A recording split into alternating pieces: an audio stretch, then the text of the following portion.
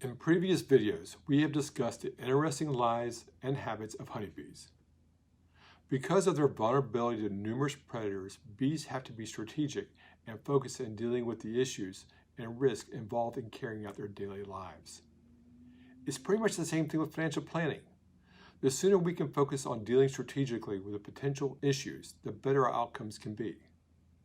Prior to reaching our 60s and 70s, you may have been on cruise control or autopilot.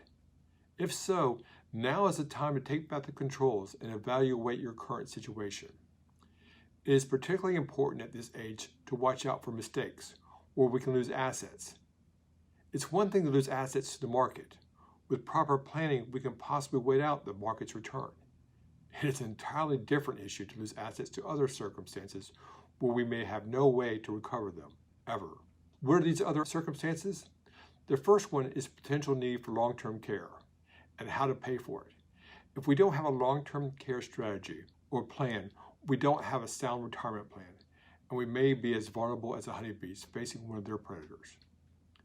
It has been estimated that 70% of us will incur long-term care expenses.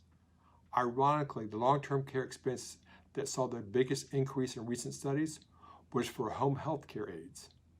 This means that even the cheaper end of the long-term care expense range is getting more expensive. If you don't have a viable plan in place to cover your potential long-term care expenses, please do not kick the can any longer or assume that your kids, nieces, or nephews will take care of you, because once upon a time, you changed their diaper. Another circumstance that we tend not to plan for because we think it will happen to the other guy is incapacitation.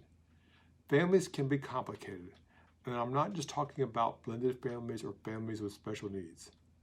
But even if your family situation is not complicated, don't ignore planning for incapacitation. If we don't plan, we invite the government to plan for us. A third item worth mentioning is the importance of creating a dynamic asset distribution plan by type and source. There are a lot of options on how and when to take distribution streams from pensions, Social Security, Roth, traditional IRAs, taxable accounts, and other account types. Having a dynamic plan is important because it will have to be updated regularly for changes in tax laws, personal circumstances, and the markets. The goal here is to maximize sustainable withdrawals and reduce lifetime or generational taxes. As I've always said, when the government takes our money, we are not getting it back. Let's talk about how we can work together strategically to reduce your risk and improve your future outcome. Give us a call today.